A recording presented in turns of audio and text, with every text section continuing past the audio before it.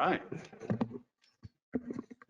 All right, sorry about the delay. I'd like to welcome everyone out to the Planning Commission meeting for Thursday, March 3rd, 2022.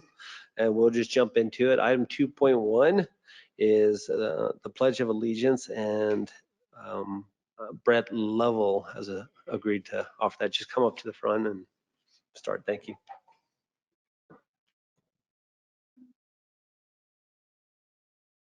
I pledge allegiance to the flag of the United States of America and to the republic for which it stands, one nation under God, indivisible, with liberty and justice for all. Thank you so much.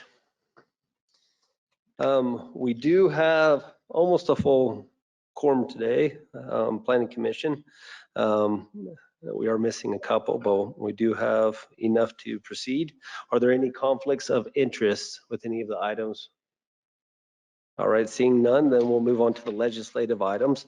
And we do have quite a few of these items that are on for public hearings. And so I am going to read the public comment and policy procedure. The purpose of public comment is to allow citizens to address items on the agenda.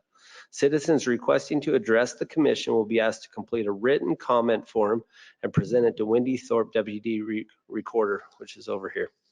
In general, the chair will allow an individual 3 minutes to address the commission. A spokesperson recognized as representing a group in attendance may be allowed up to 5 minutes. This policy applies to all public hearings.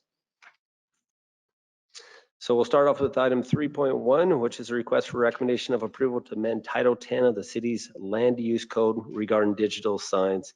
And this item is on for public hearing, but we'll turn to city staff, Sheldon, to begin. All right, good evening. All right, this request kind of comes from, I guess, conversations we have with our development partners and some of our business owners, and this staff's desire to actually update our digital sign ordinance that makes it brings it more in line with our neighboring cities.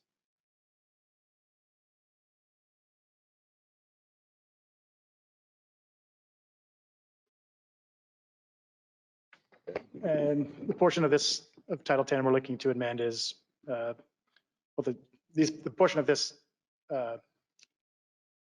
ordinance we're considering to amend are. Sorry, guys. All right. So what we're looking to do is make modifications to the residential setback requirements, the illumination and brightness of the signs, and dwell and transition times of digital signs. Our existing code right now states that any digital sign can be within 500 feet of a residential use. It can be no brighter than 5.5 foot candle lumens at the property line. Images must be static and transitions shall be instantaneous.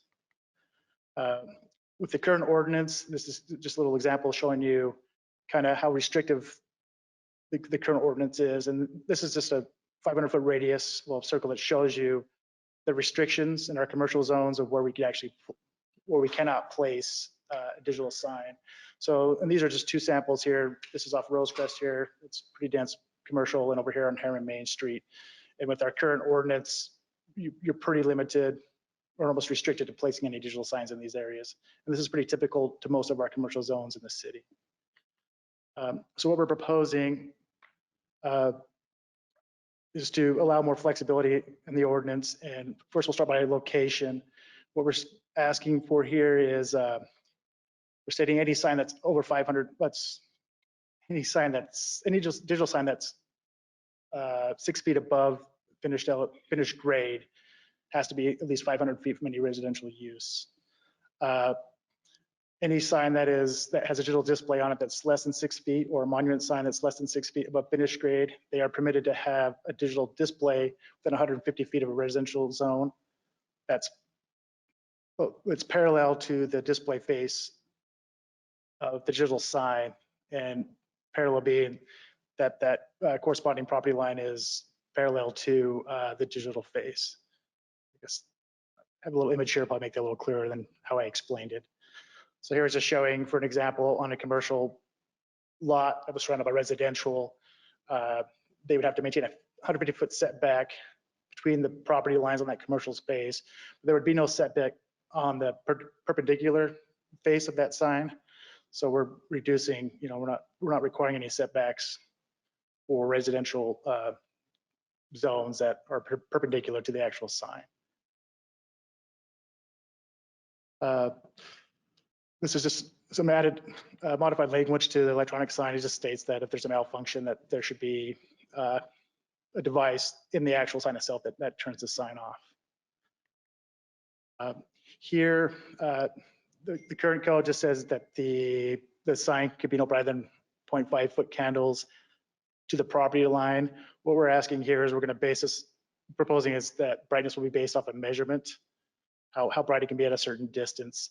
And that's determined by this formula here. It's on the screen. It's the square root of the area display times 100. In addition to that, we're saying that the sign has to have either a sensor that's built into it or be programmed where the brightness of that sign can be no more than 0.3 candle foot above ambient light at any time. We're also asking that the applicant submit a photometric plan just showing, where the brightness, the distance of that brightness is and compared to the sign.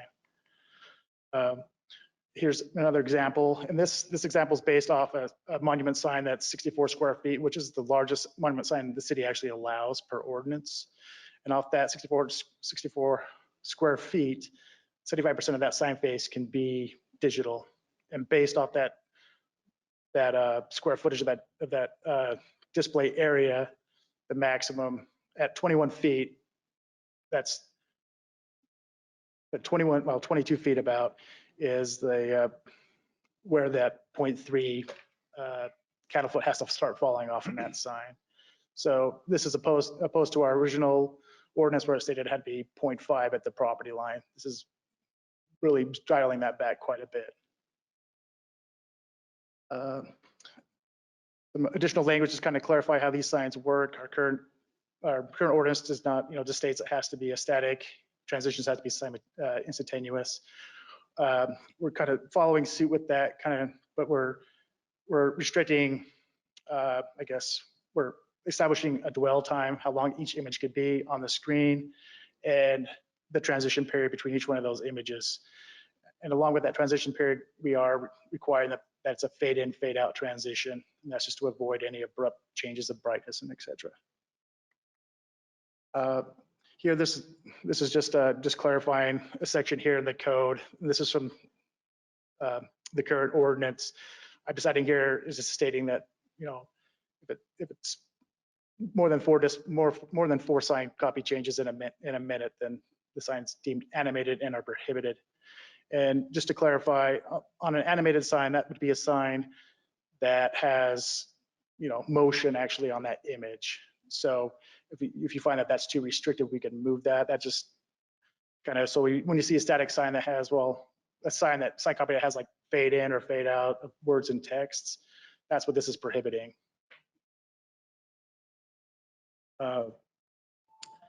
And kind of as I mentioned earlier in the work meeting, this was brought to our attention that signage along Mountain View corridor and some existing signs the city has are gateway signs. They were built back in 2014, and I understand that they're currently grandfathered from that point. And we were just asked maybe to modify our ordinance to bring those signs into compliance and allow a little more flexibility for signage along Mountain View corridor. One of the suggestions we have is just restricting this, I guess, digital displays that are within, allowing digital displays that are 150 feet within Mountain View corridor and that are above 6 feet of finished grade. What this is stating is right now how it's written is digital signs that their displays are above 6 feet above finished grade can't be within 500 feet of a residential zone. This is just stating if you're along Mountain View corridor, you can be within, if you're within 150 feet of Mountain View corridor, you can be within 250 feet of residential dwelling. And that dwelling, dwellings that are parallel to the sign face. Another suggestion is digital signs, again, along Mountain View corridor. This will allow for shorter dwell times and faster transitions. This is a bit more conducive to signage that it's along like a major corridor, Mountain View, so so they can get more information on those screens, and the transitions aren't long, so commuters can actually read the signage as they're passing by. As in the other signs, it's, the transitions are much slower, so you're not going to get as much, I guess, display time or advertisement time on those signs.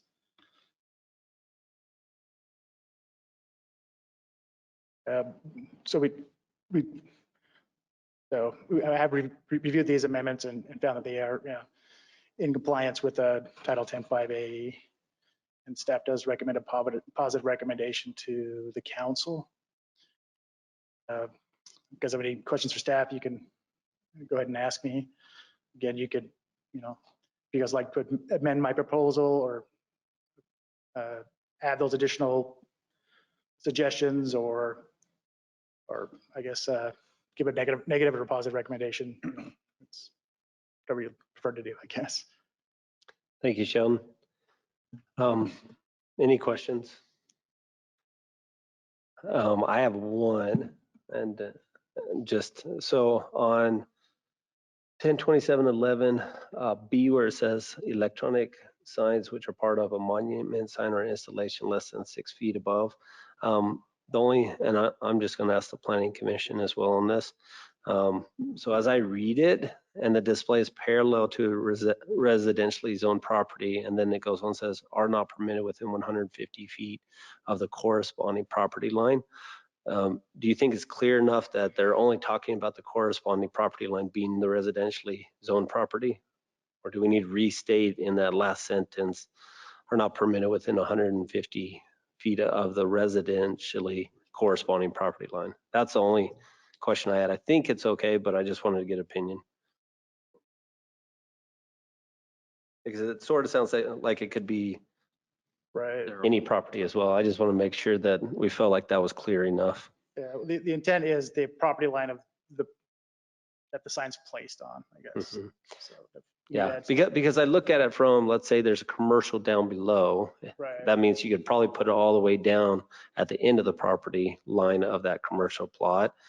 And because it's commercial down below, and it could be less than 150 feet because it's not. As long as it's a commercial. Because not it'd be residential. commercial or not residential. I just want to Right. make sure it's clear that it's only if it's got to be 150 feet from a residential, not all corresponding property lines. Okay. And so as long as we feel like that, because it says above it residentially zoned property, I just want to make sure we feel like that's clear. That was the only question I had. So you could change that to just say are not permitted within 150 feet of a residential property line. Or of the corresponding residential property Yeah. lines, whatever. Because That was the only thing yeah. that I thought of. Is that right? Is that, I What don't was think that? so. I think it's just the ones that are That'd be in line with property the, lines that are the parallel to property. the sign face. yeah, Yeah, and that's what I got too. yeah. So Just want to make sure it's clear. yeah, We didn't want to put zone in there because the way zones kind of overlap, or they kind of end sometimes in the middle of the streets or in the middle of a property. Yeah. It just depends on how. sure. That was the only question I had, is if we felt that was clear enough. Well, because it talks about the residentially zoned property. It does Or not, above, and then it goes down. and it's not. Yep. So I think it's, it's Yeah. talking about the residential. So if you feel like it's okay, I'm I good think with it's, it. I think it's okay, but that's my. I had a suggestion. So Sure. when I was reading the other cities' codes, there were two things that kind of stood out that I was wondering if we would want to consider. And one was prohibited hours. So some of them had between midnight and 6, the signs would need to be turned off, especially if they were by houses, hotels, or hospitals. Were there any prohibited hours within this? There's not. Like Andrew did mention, there are some cities that actually require either the sign to go static or turn off at certain times of Okay. the evening. Let's talk about that after I open the public hearing. Let's bring that up again. Okay. Anything else, Sheldon? Nope. Awesome. Then we'll let you have a seat, and then we'll open the public hearing at this time.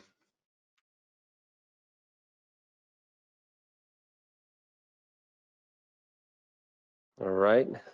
Seeing nothing, no comments, we'll close the public hearing at this time, and then we'll turn to the planning commission for further discussion and the hours of operation, and I think is one maybe that needs to be discussed, and then we'll look for a motion after that, or recommendation to the city council.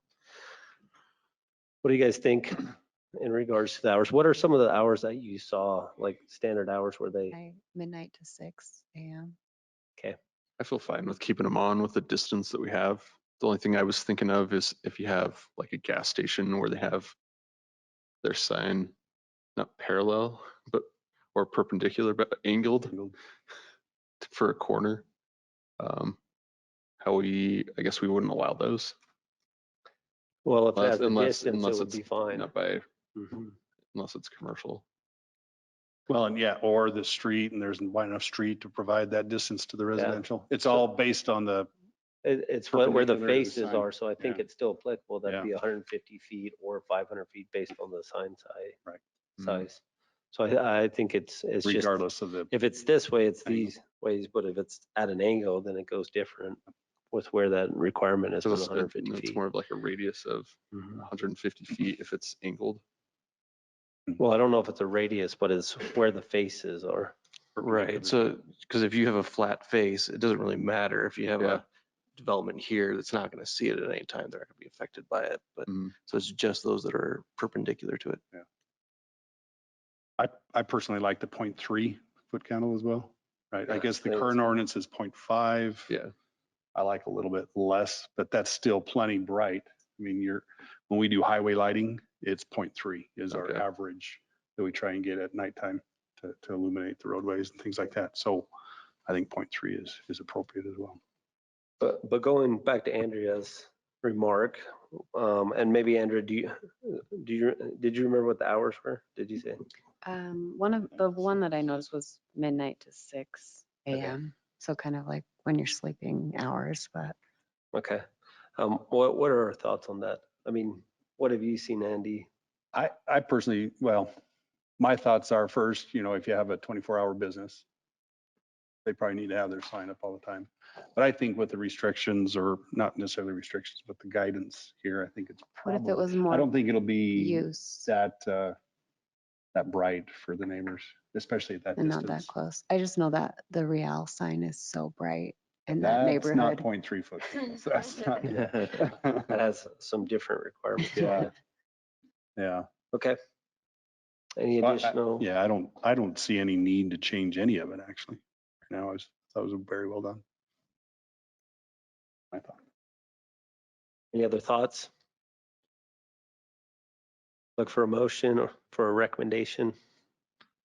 I'll go ahead and recommend approval of item 3.1 to the city council as outlined today, including the additional amendment that was not in the packet, but was presented in the presentation tonight. I'll second that. Motion by Andy, second by Brody. We'll call for a vote. Brody, Yes. Andy, Yes. Heather, Yes. Forrest, Yes. Andrea. Yes. All right, thank you. That'll move on to city council. Item 3.2 is a consideration to amend Harriman City official zoning map for property located at 5077 West, 12560 South. And applicant is Herriman 73 Partners, but we'll go city staff first. Right, so as you mentioned, this is another rezone.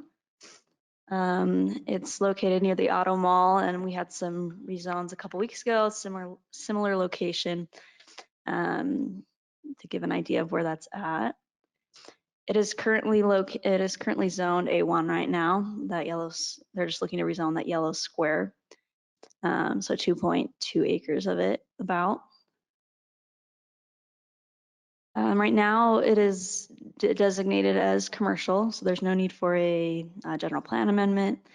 It fits in that description. Harriman 73 Partners was in the process of buying the land and has the appropriate paperwork for that. And there were no comments in the community meeting or concerns that were brought up at that time. They are proposing to rezone it to C2. To match with the general plan map. After looking through the items in our code, it is consistent with all of those. Especially because it matches that general plan map, and a lot of the concerns brought up by the community, and it is a good location for commercial, as we've discussed in previous meetings. So staff recommends that the Planning Commission forward a positive recommendation to the City Council. And I believe Trey is here, but I'm happy to answer any questions as well. Great. Thank you so much. Mhm. Then if the applicant's present, we'll let him come up and share anything additional that he may have, if anything.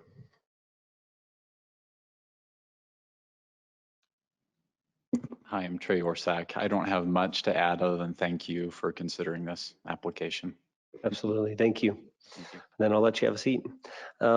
This is on for a public hearing, so we'll open up the public hearing at this time. If there's anyone here that'd like to make comments.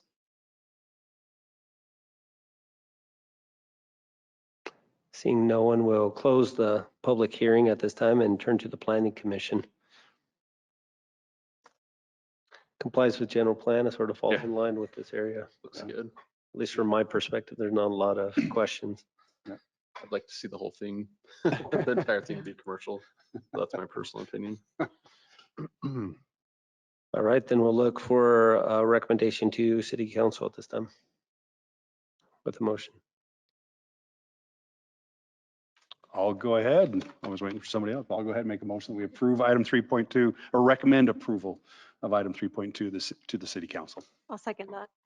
All right, motion made by Andy, a second by Heather. We'll call for a vote. Andrea, Yes. Forrest, Yes. Heather, Yes. Andy, Yes. and Brody. Yes. Thank you so much. We'll move on to item 3.3, which is consideration to amend the Harriman City official zoning map for 11.75 acres of property. And we'll look at city staff. All right, good evening. Always good to be here. This is another rezone request for tonight, and the applicant is here, Brent Level. He guided our pledge tonight, so if you want to have him up to ask questions, you can. This is the location of the proposed rezone. It's right adjacent to the newly annexed Olympia area. To get a little bit closer, so the Olympia, well, the city boundary is just on the left side of that yellow polygon there. It's 11.75, 11.75 acres. It's being proposed to be rezoned. Currently, it's A1, being proposed to the R110 zone. So we're looking at the general plan compliance as well as the zoning ordinance for compliance as well. The applicant is proposing, they've provided a conceptual subdivision with this application that includes about 2.55 units per acre. Again, this is adjacent to the Olympia development, and you can see on the map that the density for the Olympia development in that location is 4 to 8 units per acre. So this, the density would be less than what is being approved or proposed in Olympia there. In terms of general plan consideration, you can see that the general plan does allow for low density residential between a 1.8 to 2.5 units per acre. So with that being said, with the amount of acreage they have, we would request that a zoning condition of 2.5 units per acre, which would basically take it down from 30 lots to 29 lots, which would bring it under that 2.5 units per acre.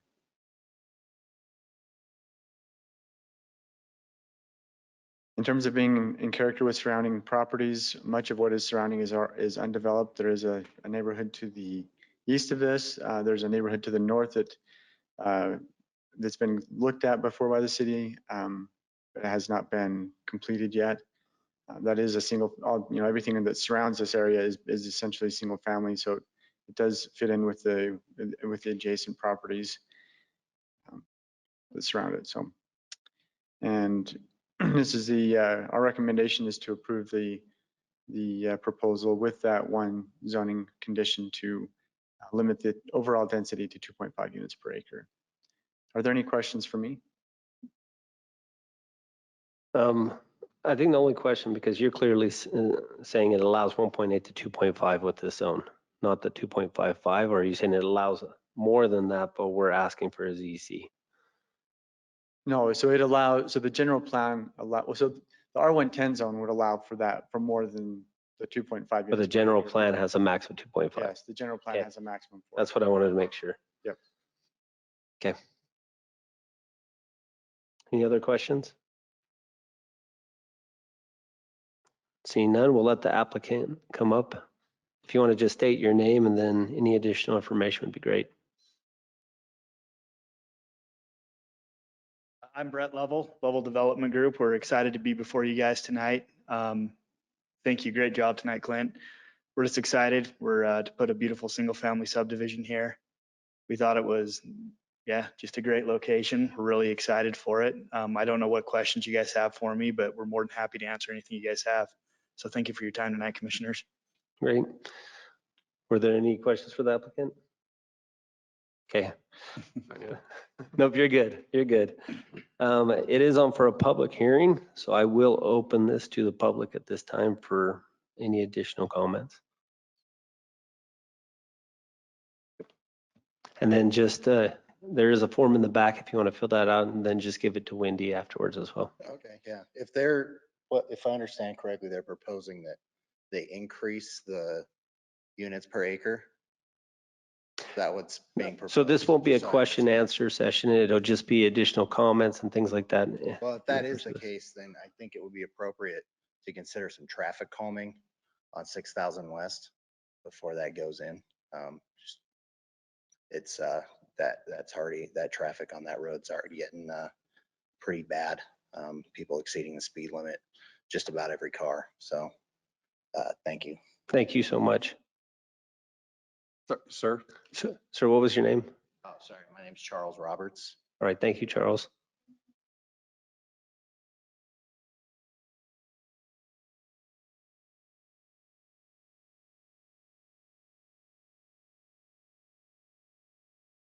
All right, seeing no additional comments, we'll close the public hearing and we'll turn to the Planning Commission for additional discussion.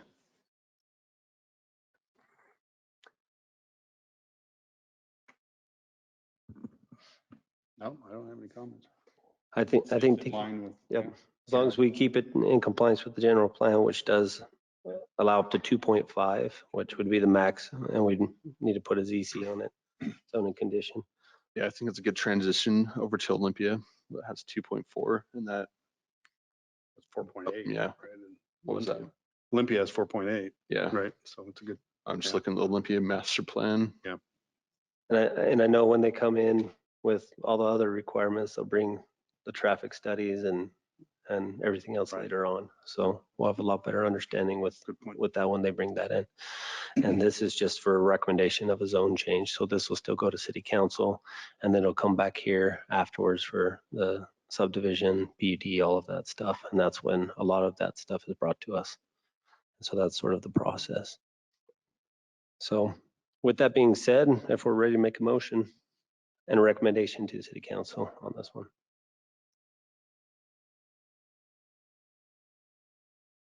You're gonna make me do them all? Yeah. Yeah, all right, I'll go ahead. I'll do it. I don't care. I would like to recommend approval of item 3.3, recommend that approval to the city council And that's with the ZC. with the ZC, yeah, with the zoning condition as outlined. And what was that units per acre? Yeah, that's sorry. All right, so with the 2.5 max units per acre. Thank you. To keep it in compliance with general plan. To keep it in compliance with the general plan. All right. I think that's what my motion was. Thank you. Thank you, Andy. And a second by Forrest. All right, then we'll call for a vote. Andrea? Yes. Forrest? Yes. Heather? Yes. Andy? Yes. And Brody? Yeah. Thank you so much, guys. And then item 3.4, it's a consideration of approval to amend Title 10 pertaining to home occupations. This is on for a public hearing as well.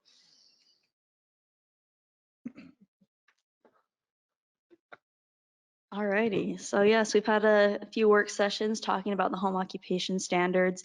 It initially kind of started out with the preschools and daycares. I believe it was Heather that brought it up, that there seems to be a lack of them throughout the city, and Parents are struggling to find daycares and preschools. We've also had complaints from these owners themselves about these restrictions, specifically with additional employees, and the safety concerns with that for both kids and adults in those situations. There have been complaints on about parking too. That's probably our number one complaint with home occupations. So hopefully with our discussions and these proposed changes, those can kind of help mitigate those issues. So I wanted to mention the city council came last week. They brought up that they want to consider allowing storage and accessory structures for home occupations. That was after the staff report was written. So I have added it into the presentation and I'll point out which ones those are. Just so you know, those won't be in the staff report. And I'll just kind of go section by section here. So this first section in the code is our just normal home occupation requirements. So this first change is one of those that won't be in your staff report, dealing with the storage and accessory structures. It's just clarifying it a little bit. Instead of saying that an accessory building can't be involved at all, that home occupations may not be operated out of an accessory structure except as provided in 1022.6, which is our special home occupations. Talk a little bit more about those later, but those do allow their agricultural use, home occupations in those areas. The next change is in section C with employees. We propose that it states home occupations may have up to 3 employees who do not reside in the home. One off-street parking spot on the premise shall be provided for each employee. The residential driveway, including garage, may be used, provided that each of the vehicles of the occupants of the single-family home can be parked off-street. So that is something they would need to show as they apply for these. Letter E is the second point that you won't see in the staff report. And it is adding that the storage can also be allowed in accessory structures. So under the same just general requirements, in section H, it talks more about parking. This is kind of just limiting where they can create parking spots, because we kind of talked about that. So it just says additional parking may be created in areas customarily associated with parking. Parking shall not be created in front of the home's living space or in front or side yards opposite of the home's existing attached garage. So that will hopefully help with some of the parking issues. Section O, it's just taking out that storage wouldn't be allowed in accessory buildings. So that's the third and final point that was added to the presentation. Section Q is a new added part that we wanted to clarify, that home occupations are limited to 2 customers at a time. With the definition of group instruction, which is 3 or more, it kind of already regulates that. But this is just to be more clear. We feel the clearer the better. So that's why staff feels moved to put that in there. So Q is everything outside of, let's say, the daycares and things, because technically each child is considered a customer, maybe? Yeah, Like so dance, that's why I was daycares, confused. yeah, daycares and group instruction have their own. Yeah, that makes sense. Yeah, that's a good clarification. So the next section is special home occupations, and there wasn't much we changed about this. Before, up to 2 employees were already allowed, and then 4 were allowed for lots larger than 1 acre. And these are only allowed in agricultural zones for agricultural uses. And we just wanted to change that to 3 to be consistent with the other changes we're making. So this section is the home daycares. And what we're changing here is in number 2. Before it just had that it needed to conform with the Utah code. With increasing the number of employees, it'd be helpful. We chatted about capping that at 12. So just to add that you cannot be more than 12 as well as conforming with the requirements of Utah code. And then number 5 will be an added section as well. For in the general sections, it talks about how home occupations can be operated from 7 a.m. to 7 p.m. This is just to allow daycares to have that extra hour, as usually they need that extra hour. So this last section is home group occupation or home group instruction. We wanted to clarify the definition of home group instruction because we've had some questions about different types of activities, maybe crafts for adults or whatever that might be. With the parking issues those can create, we wanted to just better clarify this definition. So a home occupation for group instruction, including but not limited to preschools, tumbling lessons, swimming lessons, dance lessons, and other types of pickup and drop-off activities. So we added that to clarify a little bit more. And with number one, just changing instructor to operator because now they could have instructors from outside of the home. And then allowing 12 students per session instead of 8. So here's kind of a consolidated list of all the changes. I know that was kind of a lot.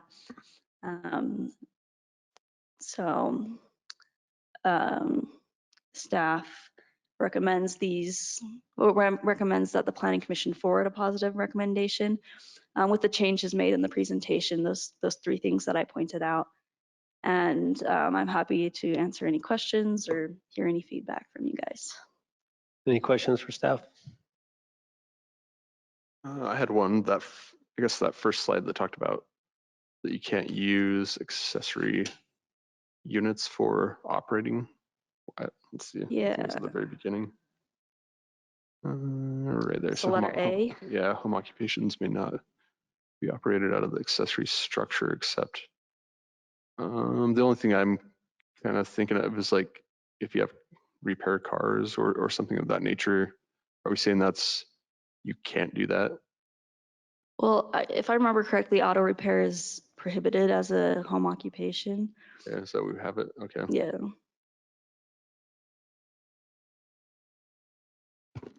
But I think that, so you'd have to be limited to just storage within those ADUs, right? Or not ADUs, but the accessory structures. Yeah. Except you So- mentioned farm equipment though, or, right? Yeah. I guess that's still stored, but But Anyhow. that falls under agriculture Yeah. though. That doesn't fall under this part, right? Yeah. So as of right now, it's prohibited to operate Right. and store things in accessory structures, but this would be changing it to just, you could allow storage. Storage, Mhm. right? And That's if the I only one I'm remember, struggling with. if I remember Yeah. correctly, also with the accessory buildings, especially if the customers or a group or things like that, there are requirements to have like a bathroom within the accessory building as well. Yeah. So there's some additional requirements or something like that that sort of make it very difficult to have a business in an accessory building. I'm just thinking of So I don't like a think wood, this is like out of line completely. a wood shop or because- something like where you construct things in your Right. garage. Or where you put together your Etsy things that you're, Yeah, that's where I'm a little bit stuck on that A. Yeah. We're saying you can't do anything in your garage if you have a large garage that's big enough to do those activities. Are there anything that's came through the city that have expressed that they're using an accessory building for something? I've had a few that have wanted to, not too many in my experience. Do you remember what categories or things they were in? No, maybe more along the lines of agricultural, but there might have been some. I can't think of one off the top of my head. Like I remember having 1 or 2 want to do it in their accessory structure. So this request came from from Councilman Shields in our last city council meeting. And he was talking with somebody that they did an online sales and they just needed somewhere to store their product. And I can't remember, it was some kind of retail, nothing that would be harmful or anything like that, but just some kind of retail product that they could store in their accessory structure for shipping. I feel like we should allow them to stuff if it's not a nuisance to you know? Allow more. I mean, that's use of that E, exemption. you're talking about E, you're not talking about A, are you? I'm talking about A. Yeah, we're talking about A. E is a accessory structure located on the premise that can store stuff.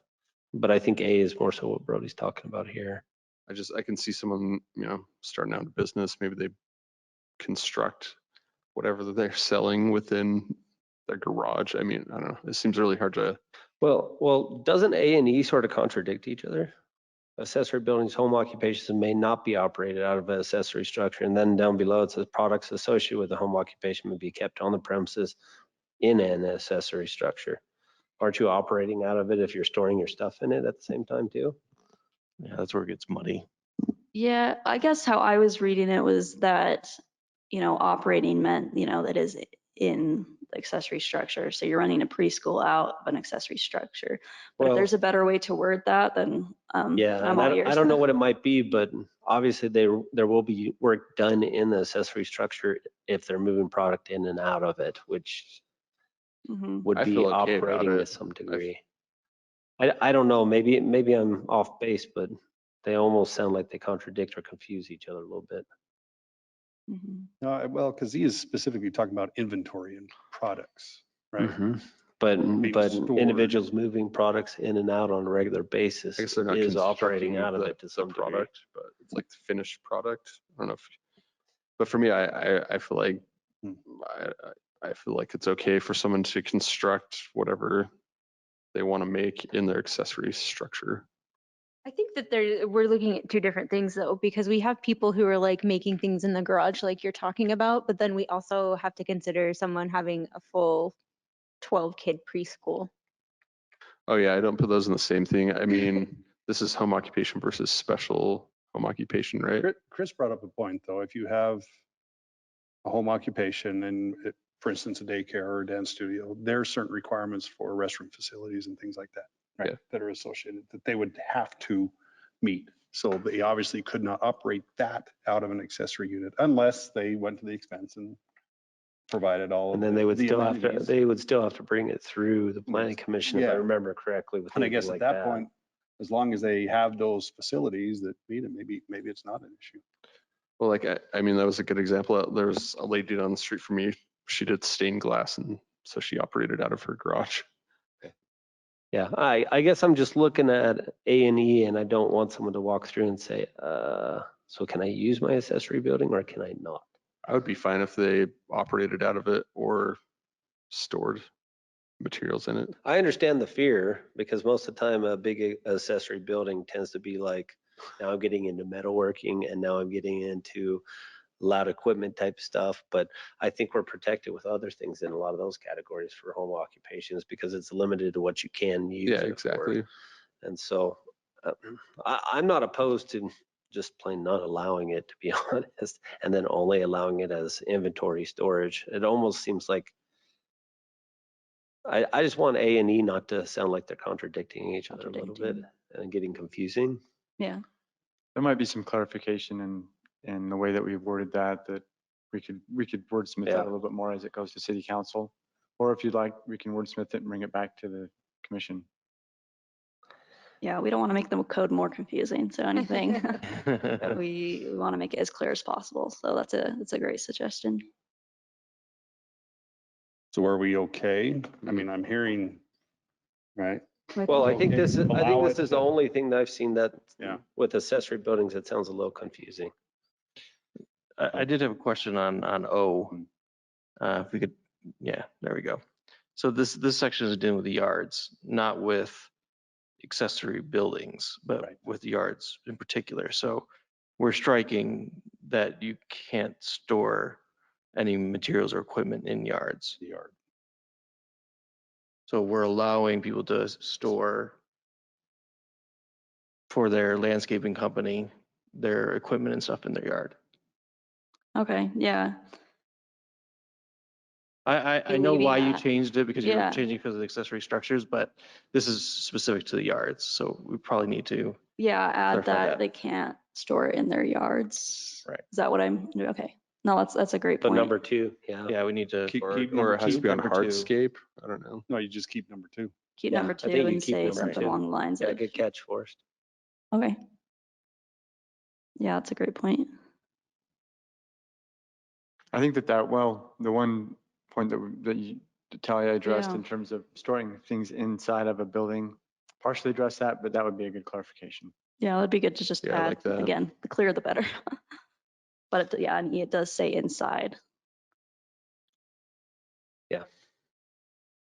So that's all I noticed, but is there any other items, Forrest, Did we have hearing on this? Andrea? No, we haven't done that I yet. was gonna say we haven't had a hearing. Oh, yeah. Probably quiet We've till we have the migrated a hearing. little bit. To the public. Not that, yeah. No more questions for the city. Yeah, All right. Great, all right. thank you.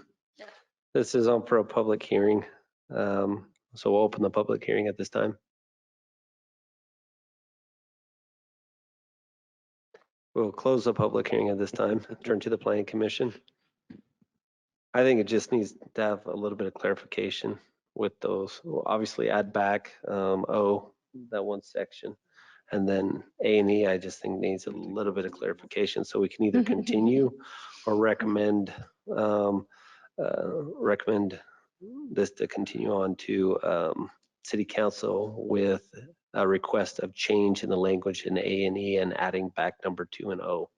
So I guess it's up to us how we So- want to do that. So I guess my question is on A, do we want to allow home occupations to be operated out of an accessory structure? Right, I don't know. I'm of the opinion, maybe yes. we'll ask the Me question. personally. I would I'm gonna say ask yes Clint. too. I'm kind of that way as well. Do you remember, because I remember there's limitations with that on what can and cannot be done out of another building anyway, because I mean, you're required to have a restroom if you're doing certain things. You're required, I mean, there's some requirements for that stuff and I can't remember what all of those are. And I'm not sure what the building code requirements are on that either. Because I just remember we had like a physical therapist, masseuse type person that wanted to do her work out of the accessory building. And I remember when it came through, we couldn't allow it because they needed to put a restroom in there. And it didn't matter if their individual customers could walk into the house, that if she had her business located in the accessory building, she needed that. I just can't remember. And that was a while ago. I can't remember what requirements I there think are. that's Sheldon, state. maybe you have some? That's commercial That's code. correct, Chris. Yeah, that's So building a code. home occupation that's operated in an accessory structure, they're only permitted as a special home occupation, which are only allowed in agriculture zones. And our understanding of that ordinance is that home occupation that's operated in that accessory structure has to be related to the agricultural processes on the land, if that makes sense. And one of those requirements is they are required to provide bathrooms and parking stalls for any employees that they do have on site. But overall, in general, that's only, again, allowed under the conditional use in agriculture zones under a special group instruction, under a special home occupation. Okay, Does that clarify that a little bit. a little bit? No, I think I know where you're going, but I think we probably need to have a little more clarification before it goes to council on that item. Just so that there's not any misunderstanding, because we're saying it can't be operated out there and we're here saying we may want it to be operated out of there. And so it sounds like it can't. Right, currently it cannot, yeah. Okay. The ordinance hasn't permitted yet any home occupations. So if that's the case, do we need this in here? That's A, what I was wondering. to confuse them? Let's just get rid of A. Just get rid of A Or leave it as completely? it is. I guess, Or just leave it as is? Except for Oh, no, we can't as do it that way is, because yeah, that doesn't limits allow the the storage. Yep. right. I think it should be allowed. I'm struggling because Well, what I he's can- saying is it can't be unless it's agricultural use. but already is it, that's under a special home occupation. though. This is just home occupations here. Does that make sense? So we would need to change the other section as well then, if we were to do this. If we were to allow And allow other, it. if we were to allow Or other no. occupations. If we were to expand the types of uses Right. that could be run out of a home occupation, out of an accessory building for a home occupation, then we would need to change it. If we are okay with the uses that are currently allowed, this is just a clarification saying, because we're now allowing storage of of product in an accessory structure. This is just clarifying that they can be used except for the conditions that are provided for with a special home occupation. Okay. I don't know. I'm just thinking of different, It sounds like to me, this is probably appropriate. Get rid of the O, leave this as is. And then if we want to allow other uses, we got to make some other changes. This doesn't take that into account, right? Like, allowing home occupations to be used out of an accessory structure, that has to come through a different change. And I not believe with this. the intent of E is just A and E obviously is, I think you could almost write A and E together to make it clear. Yeah. Okay. Saying home occupations may not be operated out of accessory structure except in the case of inventory storage or something like that to make it just maybe sound a little clearer. But we do also need to clarify because this 1022.6 is where these other That's special- requirements, that's that special- special conditions. that's special, are. that's Yeah. special Yeah. home But maybe occupation. it'll be clear if we put it together so it doesn't look like it's. Yeah. I don't agree. I think we should allow them to operate out of an I accessory agree. So we structure. need to change 1022.6. Yeah. Is what it is. So Okay. I guess my thought is this is probably fine. We just need to update 1022.6 to allow some additional uses. Well, If that's something those that are two If that's something separate, we want to do. Yeah. those are two separate, occupation proposals. Like you've got your home occupation. This is kind of the generic one. This one here, 1022.5, and then 1022.6 is a special home occupation, right? Right. And so we need to, special home occupation is a separate, totally separate section. So if we're dealing with this section, I think we need to deal with this section and Yeah. not say, let's just move Both of everything them. over to the special.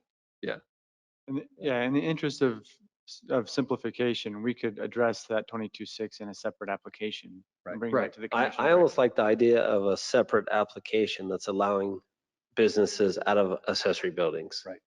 Than Right. And mucking running this up anymore. Then trying to do two, yeah, at all. Like I'm okay with allowing it if it falls in line with what potentially could be allowed in the accessory building. Because I think it changes drastically what people will want to use an accessory building to do. Yeah. Yes, We there could may bring that up be, we could bring that up in a future work session. Yeah. And then kind of. I'm just thinking, I don't know, like a screen printing business, they want to operate it in their accessory building. Yeah. Like, But okay. that's a special use that's not allowed at this point. And special through home occupations are 1022.6. conditional uses. So, if Oh. if that's how you wanted to, If we want to review keep it that those. way. yeah. Yeah. Here, this is a permitted use. So it'd just be Yep. upon, staff review. Yeah. Right, but in the special, even though it's a conditional use or it's not, you can't do anything outside of agriculture. Right, At this time. Right. at this time. So that's the problem. That's the problem. Right, yeah. Yeah. So this doesn't fix that issue. Let's fix the other one. Yeah, I agree. I think we should fix the other one. Bring that to the commission month from today. we just want, we just got accessory building stuff approved. We want to keep accessory building stuff going. Keep it alive. We got to keep something on the books. We just are moving to a different accessory angle. We want to keep it going. Are you looking for a different job? So, but I think that's only recommendations from ours. So, I mean, it's up to you guys if you feel like you're comfortable having it move forward and just saying, like for me, it's putting A and E to where it's more clearly read and maybe even having it be one item versus two, to where it's, accessory buildings, home occupations may not be operated out of accessory structure except as provided for in 1022.6, except for allowing inventory or products associated with a home occupation may be kept in, or something And written then- to where it's clear. I think I'd I like just it, don't I want it think to I'd like it to confuse come people. back. I just don't want it to confuse people. I think I'd like it to come back Uh, with it fixed before we try to. I will- don't think it needs to be, I will I mean, let- I'll trust them to make the correction. They understand where we're going with this. That's a simple fix. I don't think I need to see the verbiage personally. We do want to go, though, item O, though, we want to make sure that that Add is, number 2 back. don't I think it's add eliminate number 2 O. back in item O. Even if it was left this way, I think it's fine, but it would be best to clarify it a little bit. Personally, it could go like this, my thoughts. But we do need to fix 1022.6, so. I will at this point, I will look for a motion, whether you feel like it needs to be continued or if you feel like it can go forward with maybe some guidance to staff and making some additional changes before it gets to the council. I'm okay with either of those personally. Really just up to you guys what you feel more comfortable with whatever motion you might make. And it might be as simple as just adding on to this first, accessory structures or accessory buildings, except for provided for in 1022.6 or And item E. 1022.5E. Right. Exactly. Yep. Yeah, that might be as simple as it needs to. Yep. Agreed. And I think that would keep it from being confused because they're like, oh, they're referencing E where they say it is allowed to have product. Maybe that's all you need to do. Yeah. I like that. I told you staff was smart. No, Actually, I Andy love our said that, staff. but I agree with it. I'll go ahead and make a motion that we recommend approval of item 3.4 as outlined in the presentation with 2 adjustments. That on item 1022.5A, we include a provision that except as provided in for 1022.6 as well as provided in 1022.5E. And that on item O, we leave both items in there and not strike number 2. That's my recommendation. I'll second that. Motion made by Andy, a second by Heather. We'll call for a vote. Andrea? Yes. Yes. Forrest? Yes. Heather? Yes. Andy? Yes. Brody? No. So that was a recommendation to City Council with a vote 4-1. And we'll move on to item 3.5, which is consideration of approval to amend Title 10 pertaining to conditional use standards.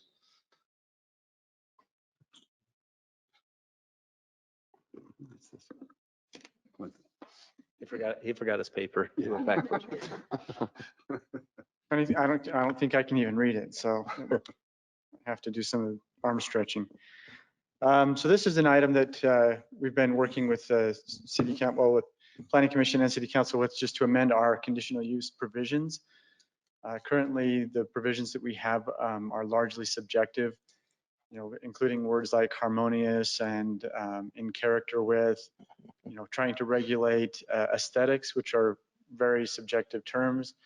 So in our last, or in one of our work sessions, we brought up an ordinance that had been presented to, been researched by us, and it was done by I believe, the League of Cities and Towns or something along those lines. But anyways, they've drafted an ordinance that would help us comply with the state statutes of conditional uses to make them more objective instead of subjective in terms of review.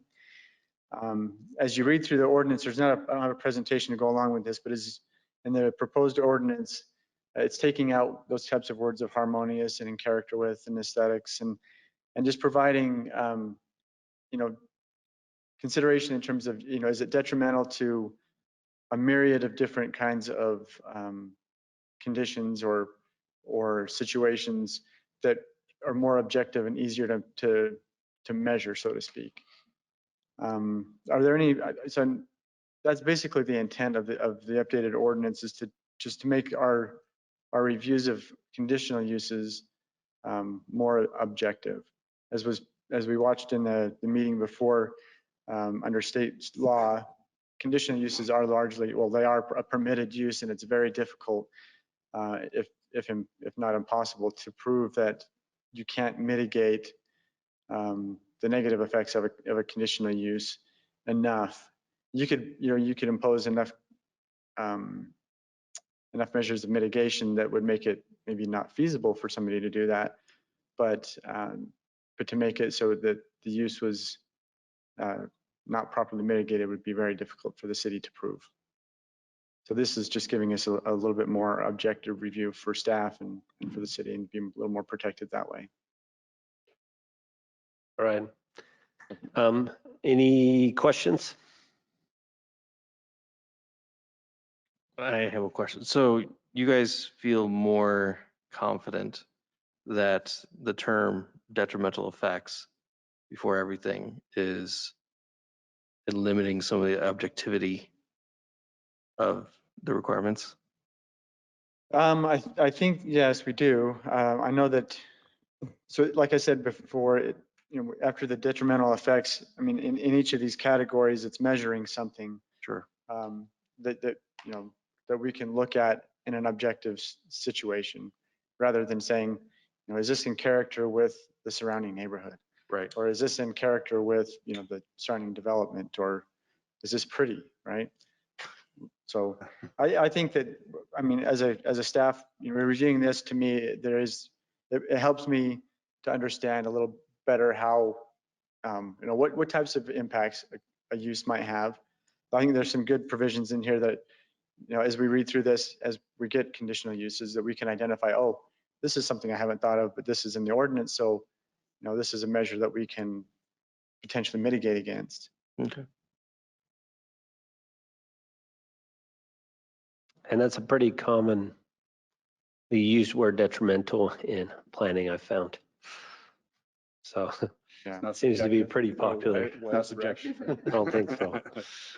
And so, Yeah, basically, if it has a negative effect on any of these types of conditions, then it can be I mitigated. do like how you spelled it out more clearly with noise and with lots of different categories, because then it's like, oh, they're talking about noise here.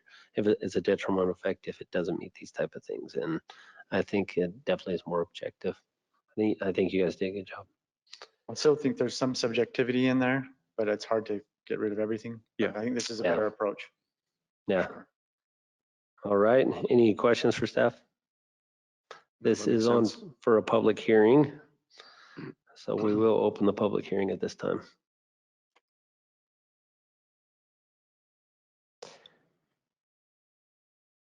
We will close the public hearing at this time and look at planning commission for more discussion or to make a motion of recommendation to the city council. I'll make a motion for item 3.4, or sorry, 3.5, correction. For consideration of approval to amend Title 10 pertaining to conditional use standards as a positive recommendation to the city council. I'll second that. Motion made by Heather, a second by Brody. We'll call for a vote. Brody? Yeah. Yes. Andy? Yes. Heather? Yes. Forrest? Yes. And Andrea? Yes. Thank you so much, guys. Item 4, are there any additional comments from the planning commission? So have we made the clear, do we need to make a recommendation here that we look at item 10.22.6 for special home occupation discussion? So that's what I would like to recommend, that we start that discussion to allow a little bit more use of accessory or home occupations within accessory units. Yeah. I And agree. we can bring that to you in a future work session, Perfect. either one of the next 2 or 3. Yeah, that'd be great. That'd be great. Thank you, Andy. Anyone else? Just curious about code enforcement, if we're working on that. I know We have hired 2 code enforcement officers that are now working out of the police department and under their jurisdiction. But yeah, we do have a couple on hand right now. So awesome. Thank you. Great. And one final thing, I wasn't flippant when I said we have smart staff. I appreciate the staff. I agree with that And too. you are very smart. It was not, no, I appreciate all that you guys do. You guys are fantastic to work with. So thank you Yeah. for all that you do. We appreciate the hard work you I guys do. agree. Yeah. All right. Item 5, future meetings, Wednesday, March 9th, city council meeting. Thursday, March 17th, the planning commission meeting. Wednesday, March 23rd, city council meeting. And it looks like we have a joint city council and planning commission work meeting scheduled for March 30th as well on Wednesday. We'll look for a motion to adjourn. So moved. All in favor? Aye. Thank you so much, guys. Good job. Thank you for not letting me do it all.